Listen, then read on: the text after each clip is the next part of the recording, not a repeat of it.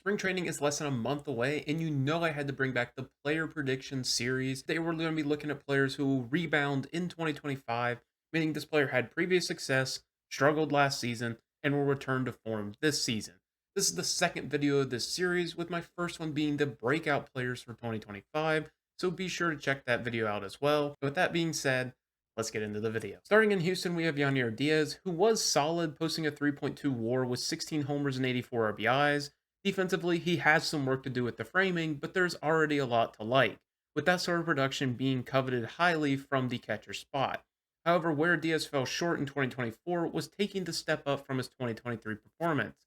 In over 200 more plate appearances, Diaz hit 7 less homers, dropped his slugging percentage by nearly 100 points.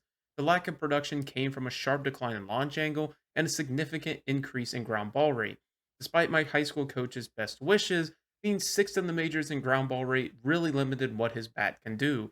While his batting average increased, it didn't lead to more production, and seeing an increase in launch angle would unlock the power his bat has and would turn the catcher into a force within the Astros lineup and one of the top catchers in the game. Another American League West representative who will bounce back in 2025 is Reid Detmers. After all, Detmers posted a 6.7 ERA last season in a rocky season that started well, but then plummeted to the point where Detmers was demoted to AAA. Detmers finished the year at the major league level, but it certainly wasn't the low 4 ERA type pitchers the Angels were supposed to run out to the mound every 5 days. A large part of Detmers' downfall came from his curveball, going from his by far best pitch to his worst in one off season. On average, it lost a full 2 inches of horizontal break from his 2023 version, which caused catastrophic results for the Southpaw. Essentially, every time he threw a pitch, hitters were averaging a slugging percentage 100 points higher than that of Aaron Judge last season. In fact, that loss of movement came across the board from his pitches, which can be accredited to his 6-degree change in arm angle, which should be an easy fix for him to identify in the offseason. Not only do the Angels need a big turnaround from Detmers to field a competitive rotation top to bottom, but Detmers needs it to continue taking the field with Caden Dana right around the corner. Heading to Milwaukee, we're going to talk about Rhys Hoskins. Hoskins' first season back from injury wasn't particularly spectacular, posting a 722 OPS. Despite that, he was able to maintain his home run pace with 26 bombs, and that was largely due to his ability to pull the ball in the air. However, the consistency to his game wavered a bit. His sweet spot percentage took a massive dip in 2024 to the 8th percentile, where he sat at around the 80th percentile in 2021 and 2022. A rebound from that stat should do him well, and just getting another year back into baseball will help Hoskins have a rebound to form in Milwaukee. He still barrels the ball, he still hits the ball hard, and he still gets his fair share of walks. He just needs to find that consistent mashing form that he had back in Philly. Another first baseman that was better in 2022 than in 2024 is New York Yankee Paul Goldschmidt. Ever since his MVP campaign in 2022, Goldschmidt's numbers have been rapidly declining, posting a 98 OPS plus in 2024. It's strange though, because with all the struggles, he still put up an xWOBA equal to Jose Ramirez, who put together an historic season. While I'm not saying Goldschmidt should have been putting up MVP levels numbers, to say he got a little bit unlucky is completely just. Goldschmidt still sits in the 92nd percentile in hard hit percentage, 82nd percentile in average exit velocity, and 73rd percentile in barrel percentage. The move to Yankee Stadium should give Goldschmidt a nice natural bump in his numbers, and with some luck, he should rebound nicely. I wouldn't expect him to put up those MVP level numbers from 2022, especially with where his walk and strikeout rate are, but 2023 should definitely be in the range of possibilities. It'll provide the Yankees with a nice bat in the middle of that lineup and give Goldschmidt plenty of opportunity to have a late career resurgence. The first reliever of the list is Anthony Bender, with an elite baseball name, by the way. Bender returned to the mound for the first time since his Tommy John surgery at the end of 2022, and he looks solid, posting a 4.08 ERA across 59 appearances. However, there is far more for Bender to achieve, and to think he is capable of hitting that 2021 form where he had a sub 3 ERA is extremely possible. Bender is a pitching coach's dream. He strikes batters out at a good rate, walk rate isn't an issue, avoids barrels, and gets a lot of contact onto the ground. His new look sweeper in 2024 was incredible, and his sinker has some incredible movement, which creates some beautiful overlays. I fully expect Bender to bounce back fully in his second season back from Tommy John. Will Pablo Lopez ever put it together for a full season?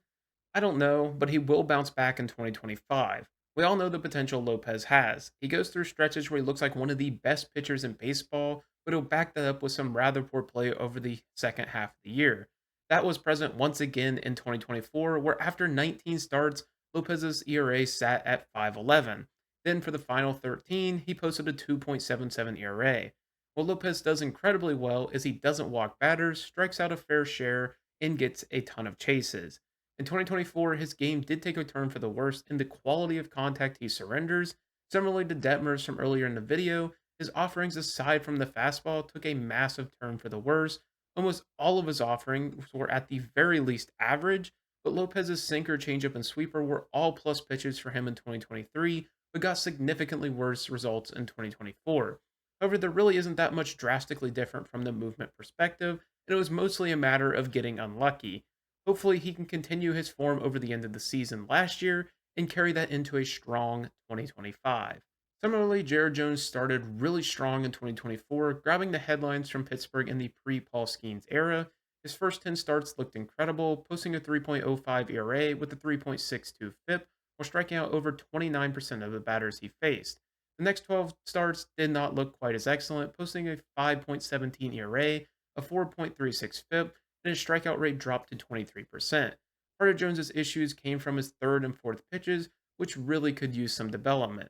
His curveball seemed to be the third pitch he tended to lean on more, but batters were once again averaging a slugging percentage better than Aaron Judge's last season. His changeup, however, did struggle, but the expected numbers were a lot closer to his fastball, which was tearing batters up last year. The inclusion of a third consistent pitch should open up his game considerably, especially as he works through the lineup multiple times. The eighth player to grace the list is Julio Rodriguez of the Seattle Mariners. Every year since his rookie year, Rodriguez's performances with the bat have been slipping, posting a near average 734 OPS in 2024, all while his in game performances have been wavering. Rodriguez's behind the curtain numbers have maintained their pace. He sat in the 89th percentile in hard hit percentage, 87th in average exit velocity, and 96th percentile in bat speed. Leveraging Julio's swing to pull the ball more into the air would do wonders for Rodriguez and get him back to that 30 homer a year range. Playing the ball on the ground is great to utilize his speed, but the power potential with his bat needs to be unlocked more than it was in 2024. We saw he was starting to unlock that version of his game much better in the final 2 months of the season after returning from injury, where he had 9 of his 20 homers over the final 43 games and was able to post an 831 OPS during that time. Having a consistent thumper in the Mariners lineup would drastically change their outlook as a team and put them squarely in playoff contention.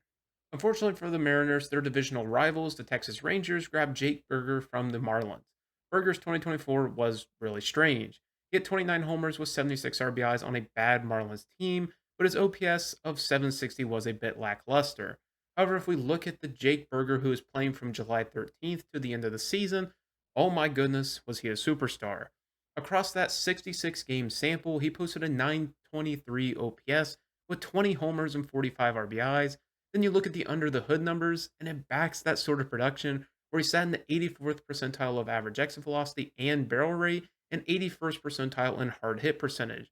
Then you take into the move to Texas in perspective, where he won't have to spend so much time at third base, where he is a rather poor defender and can focus more on his offensive game at first base. Plus, he won't be the focal point of that Rangers lineup, which is just absurd top to bottom. With everything in mind, there is serious potential for Berger to go nuclear this season. And the final player of the list keeps it in the American League West with Josh Hader. Hader's, for the most part, still had a solid season in 2024, posting a 3.8 ERA.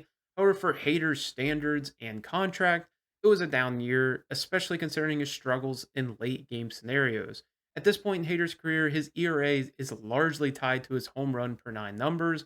In 2023, the value sat at 0.5, but in 2024, it was at 1.5.